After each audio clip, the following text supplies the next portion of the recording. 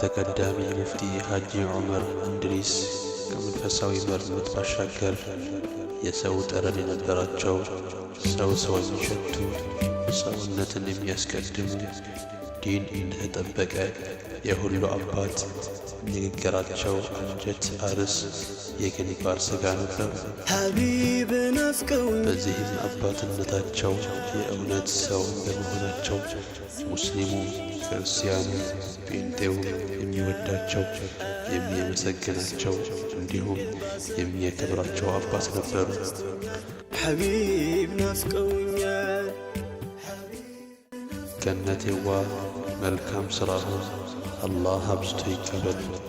ጀሊሉ የጀነት ሙሽራ አድርጎ ይቀበሉ። ለመላው ሙስሊም ማህበረሰብ፣ ለመላው ኢትዮጵያውያን በሙሉ መጽናናትን እመኛለሁ። ብዙ የባሰ